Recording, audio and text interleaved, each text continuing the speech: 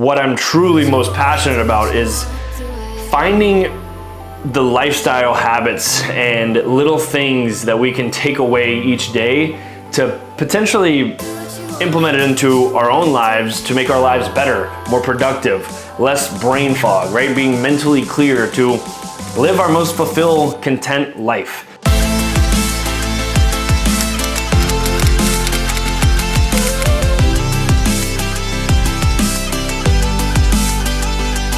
What is going on, my friends? Welcome back to another episode of Inside Influence, or the Inside Influence podcast, or as you all know it, as the morning takeaway. As we transition into Inside Influence, I'm just gonna keep dropping that name so it starts to become a little familiar. I'm soon going to change the logo, but today I have a little, it's not gonna be a long podcast, it's just a little solo episode, obviously, because that's all I've ever done until we integrate with guests. But today I want to talk about something that I'm doing and relate it to life. And I want to talk about it in the sense that it can make your life easier. And before we get going, I just want to say I appreciate the support from last week's episode about my grandfather. I do appreciate it all. You all are very kind and generous. As I said, I did not make that podcast for any attention, or you don't even have to say sorry, but I appreciate the thoughtfulness. It's more of the beauty that came out of his life and all of the experiences we shared with that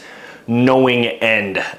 So I wanted to say thank you. And before we get into this, you know what? I was going to tell you to like, comment, and subscribe, but that doesn't feel right after talking about my grandfather. So anyways, let's jump right into it today. And I want to talk about how I am training for a marathon. You may have seen that on my Instagram. I put a post out the other day, and I've kind of been dropping subtle hints, and I'm actually coming out with a YouTube video, not this Sunday, maybe it is this Sunday, I don't know. Whenever this podcast comes out, it'll be the following Sunday, and it'll be Training for an Episode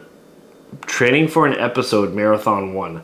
Training for a Marathon Episode 1. And I've never done that before. I've kind of had this idea that I wanted to, but I'm 240 pounds, and that's no easy feat, and I'm not going to change anything about my training, blah, blah. That'll be within the episode, and you'll get to see how I go through my day with the mentality of running a marathon, because it definitely changes how I'm eating. I'm not fasting anymore. I'm not just for this 8-week period. There's a lot of stuff that goes into it. And needless to say, I started my training. I have 8 weeks until the marathon. It is currently April 5th, and as I prepare for the marathon, I know that I can do it, but I have a bigger goal in mind, and that's to break a 3-hour and 30-minute marathon. And that's really hard to do, being basically a Clydesdale. And I've always kind of hated running, to be completely honest with you, until it's over. Like, we all know that feeling of just like getting going. You just have to go, you kind of dread it, and then you feel amazing after. It's kind of like those days that you don't want to work out, then you go in, and then you come out and you're like, holy crap, I feel so good, I'm so glad I did it, right? It's the same idea with running. It's just a little more taxing because the cardiovascular system's working a little extra crazy. But with that said, I've only, so this past New Year's Eve, I ran 10.5 miles with my buddy. My body hurt for like 2.5 weeks. It was ridiculous. Running in the rain, it was crazy. And aside from that, I think I've done a couple 10Ks, which is like 6.2 miles. And then basically for the last 2.5 years, I've been every week I'll get at least like 2 5Ks in. So that's 3.1 miles. So I've got kind of a base, and obviously I'm lucky enough that fitness is my life, but I've never set out to do a marathon. I've done 13 miles of a Spartan race. That's different because you're walking here and there with the obstacles, the 30 obstacles. That was 13 miles with 3,600 feet of elevation. A little different. So all of this to say, just because I hate running, I kind of approached this process as like, I don't see how it could ever get easier. Well, I'm literally, 12 days into this training? Literally, 10 days maybe? I don't know. I'm like a week and a half into it, and I promise you, it was literally by day 7 or 8, a few days ago, and I put a story out on Instagram about it, and just how it's already starting to feel easier. And it just like, it clicked with me when I went through this run. I think it was a 5-mile run that day or 6-mile run. And generally I would look at that and be like, that's a hard run. And the people that I'm talking with about training for this, that's considered an easy run. I'm like, well, that's a relative term, right?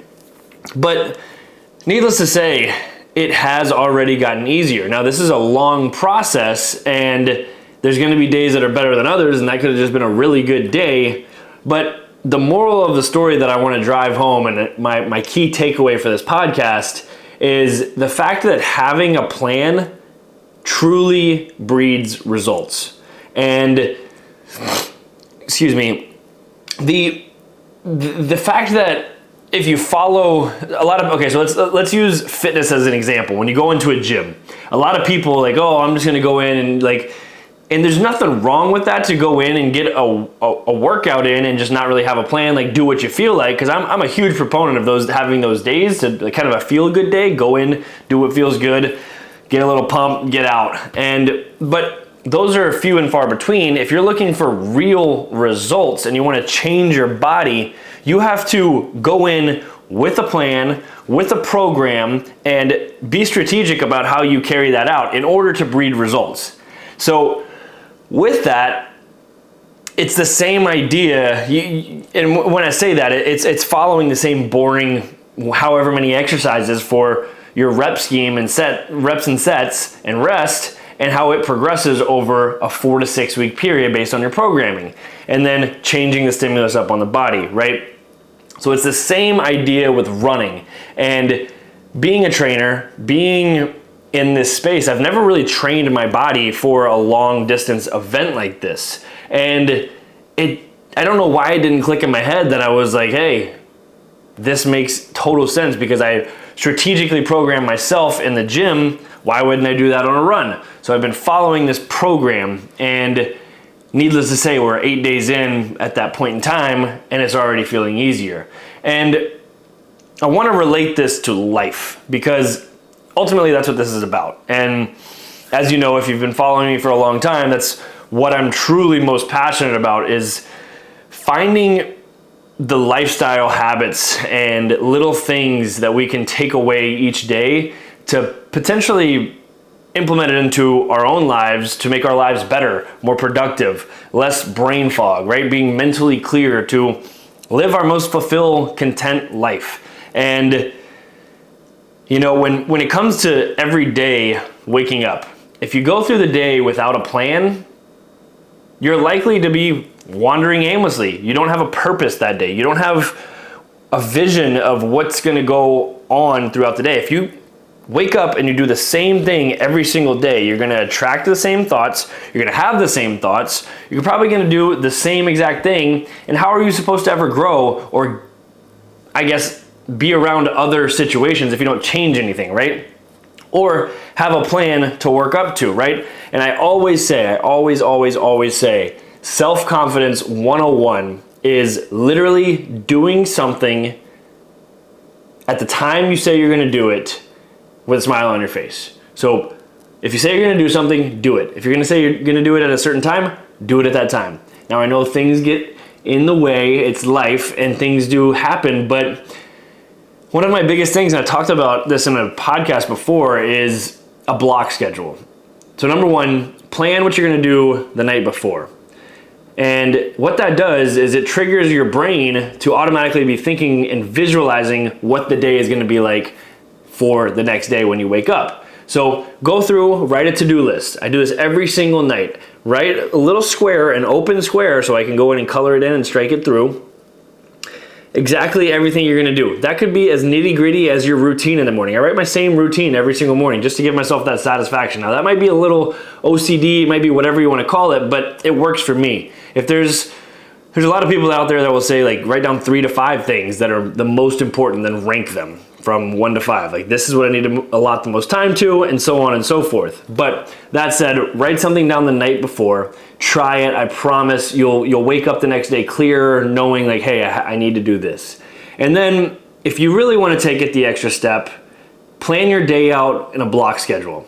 So, for example, I did this today when I got home from Northern California.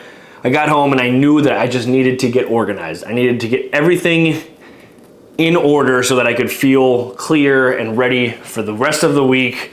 My mom's coming into town and just feel good, right? So what I did was I wrote down 1 p.m. to 1:30. I'm doing this. Then I gave myself some like a little cushion here and there, like 5 minutes, because things happen, you get a phone call, whatever it might be, and then you block it out. And you block, and then you physically see, hey, I allotted myself this time to do this, and if I don't do it, or if the time is up and you can move that task to the next day and like finish it the rest of the next day, your brain wants to change up what it's thinking about, right? So if you take a 45-minute block to answer emails and you have 25 left after that 45-minute break, well, answer prioritize